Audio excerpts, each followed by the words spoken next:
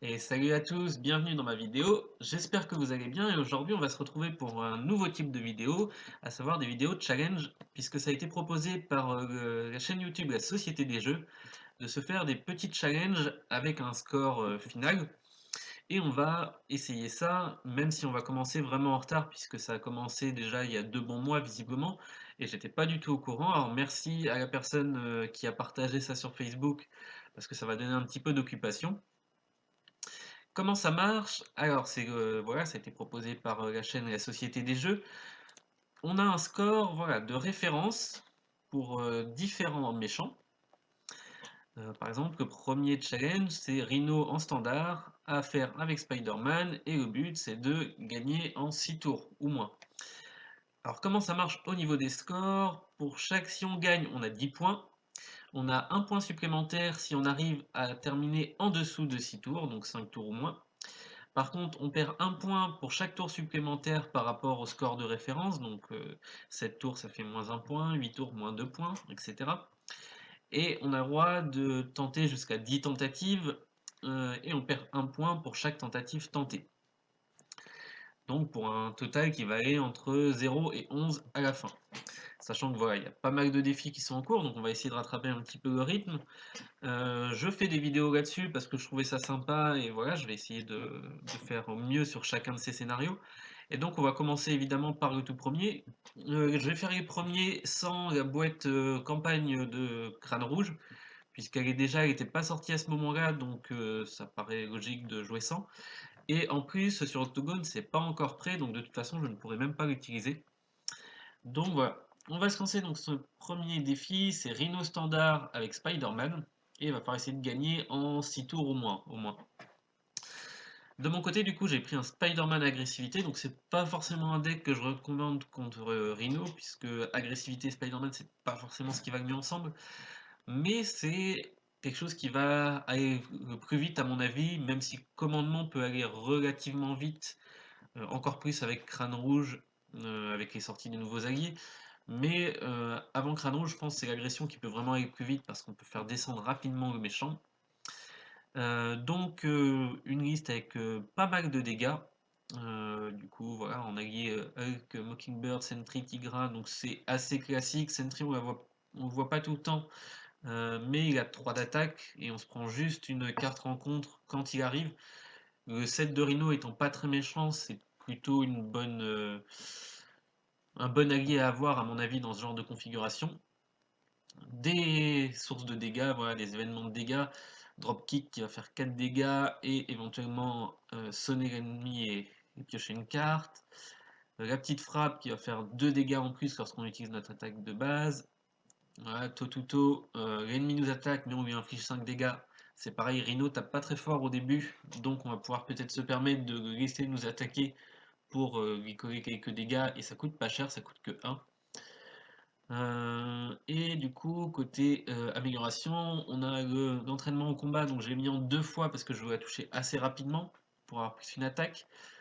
La contre-attaque qui fait que quand, donc c'est une amélioration aussi, mais quand je prends des dégâts d'une attaque ennemie, je défausse cette carte et j'inflige autant de dégâts à cet ennemi que ce qu'il m'inflige. Donc ce qui permet de retourner des dégâts de Rhino contre lui, et donc d'aller encore plus vite justement, puisque je vais infliger des dégâts en phase de défense.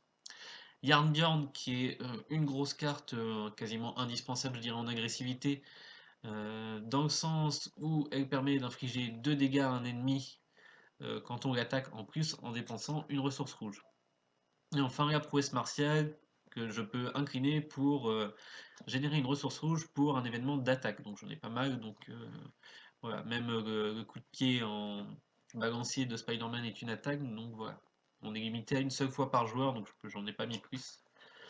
Et du coup, beaucoup de ressources rouges pour essayer de bien fonctionner déjà avec eux, pour essayer de faire un maximum de dégâts, et pour dropkick aussi, qui fait sonner et piocher une carte en plus si on a utilisé que des ressources rouges. Donc vraiment pas mal de ressources rouges, pas mal de dégâts, et je pense que c'est pas mal. J'aurais pu éventuellement rajouter l'événement qui fait des dégâts en plus en inclinant une arme, mais j'en ai que Jarnbjorn en arme, et pour gagner en 5-6 tours, je pense qu'il faut avoir une certaine stabilité, et ça c'est le genre d'événement qui n'en aura pas forcément.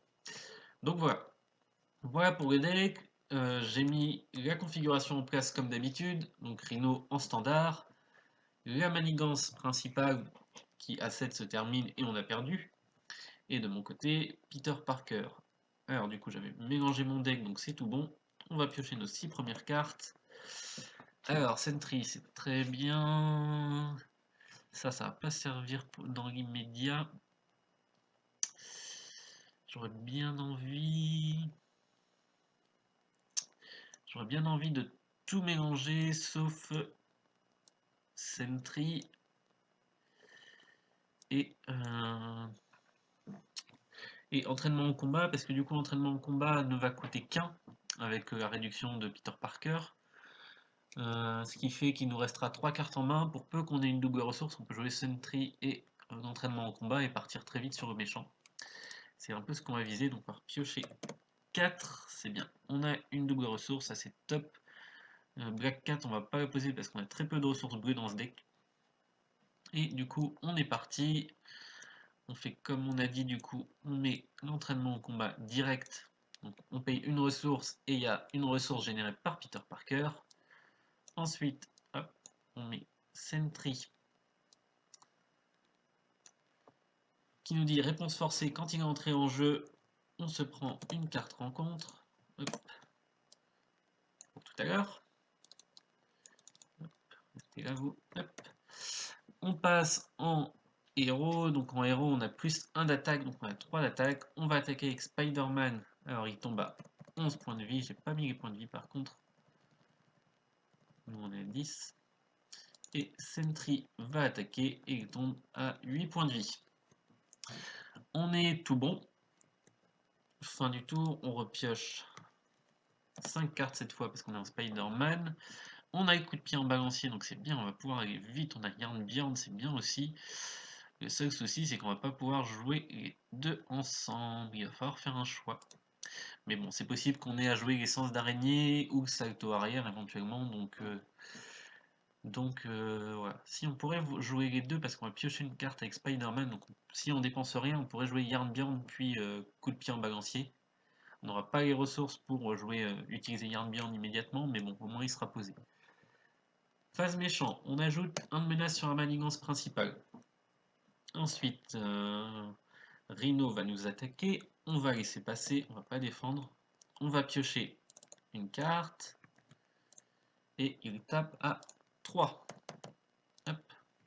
Ensuite, une carte de rencontre supplémentaire, on révèle.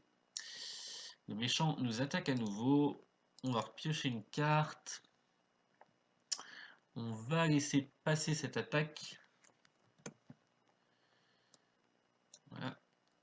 Hop, qui est un cassé et emporté, donc il va taper à 4 et on va bloquer avec un salto arrière. C'est tout bon. Et ensuite, on se révèle l'autre manigance, c'est Alerte à la bombe, qui a 3 dessus. Son effet, c'est qu'on met 1 de menace supplémentaire sur cette carte par joueur. Ok. Bon bah voilà, on a passé le premier tour sans trop d'encombre, il nous a fait une deuxième attaque et une manigance annexe en plus. Sachant que c'était le tour un petit peu difficile, on n'est pas bien posé, on a joué Sentry. Alors ici, qu'est-ce qu'on va vouloir jouer? On va en utiliser 3 pour... je pense qu'on va utiliser ça pour jouer Yarnbjorn. Alors ça fait une double ressource, mais bon, dans tous les cas, c'est pas très intéressant parce que ça coûte 1 et on peut pas l'utiliser sur le coup de pied en balancier qui n'est pas une carte agressivité. Il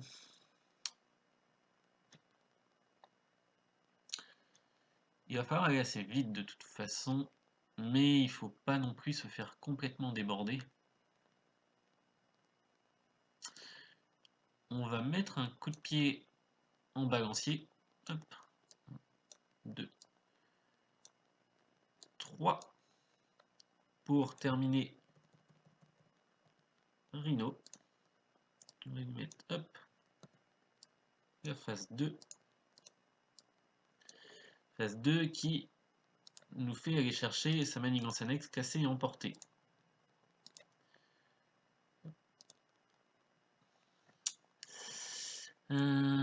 casser et emporter.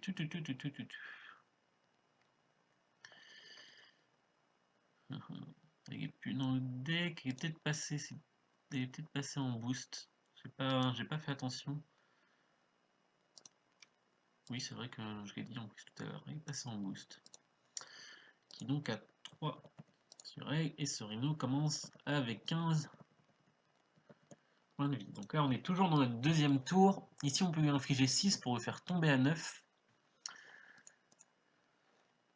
Ce qui présente un poil de risque.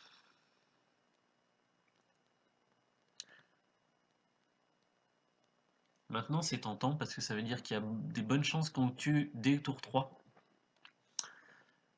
Sachant que du coup, il y a un jeton d'accélération avec alerte à la bombe, donc on passerait à 3 de menace. On se prendrait 2 cartes rencontre. Mais je pense qu'on va la tenter. Après tout, on est là pour le défi aussi. Ce serait bien de terminer, ce serait beau de terminer en 3 tours. Donc, on va attaquer Rhino à 3 parce qu'on a l'entraînement en combat.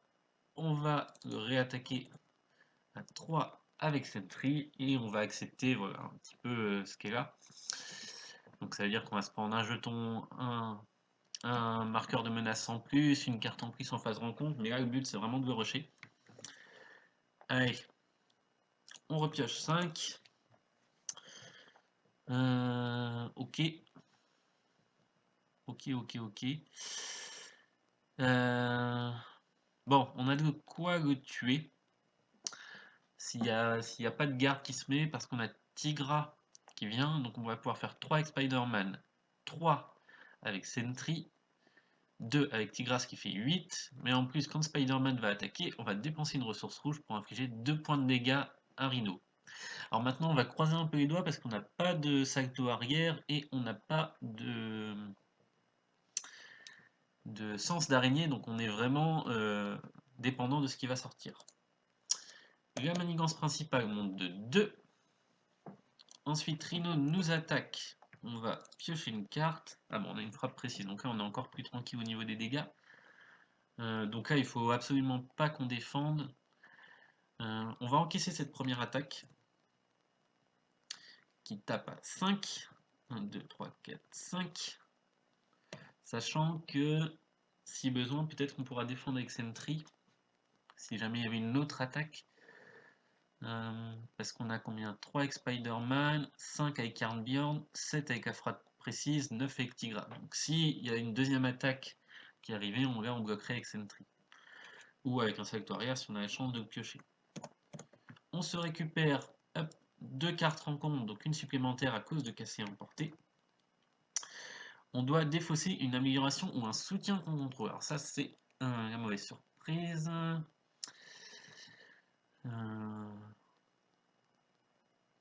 On va défausser l'entraînement en combat. Je pense que ça fait qu'un dégât, l'autre fait 2.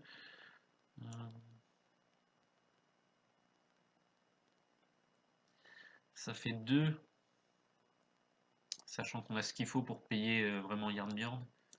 Hop. Bon, la première est passée. On révèle la deuxième. Un attachement à Rhino qui donne plus 1 d'attaque. Début du tour 3. C'est à nous. Et ben on va faire ce qu'on a dit. A priori, il n'y a rien qui nous en empêche. On va taper avec Sentry. 1, 2, 3. Sentry est à 3 dégâts. On va taper avec Spider-Man. Il fait 3. Interruption, frappe précise. Ça fait 5. Non, pardon. Spider-Man tape à 2, il tape plus à 3. Donc tape à 2 avec frappe précise, ça fait 4. 1, 2, 3, 4. Et réponse, après que votre héros a attaqué, dépensez une ressource rouge, infligez 2 dégâts à l'ennemi, et un Rhino est KO. Voilà. Donc ça commence pas mal, c'est le challenge Rhino en 3 tours, avec Spider-Man agressivité. Alors on a une bonne sortie, c'est-à-dire qu'on a eu vraiment ce qu'on voulait, à savoir Sentry, qui est une source de dégâts régulière, et un boost de plus 1 d'attaque pour Spider-Man, c'est allé assez vite. Alors bon, c'était un petit peu la roulette, ça correspond pas forcément à mon style de jeu de manière générale, de laisser les manigances annexes s'accumuler. Mais du coup, c'est vrai que Rhino n'a pas un set très très dangereux, donc vous pouvez se le permettre dans cette configuration-là. Donc voilà, ça se fera donc a priori 11 points pour nous sur ce premier défi. Merci d'avoir regardé la vidéo et à la prochaine!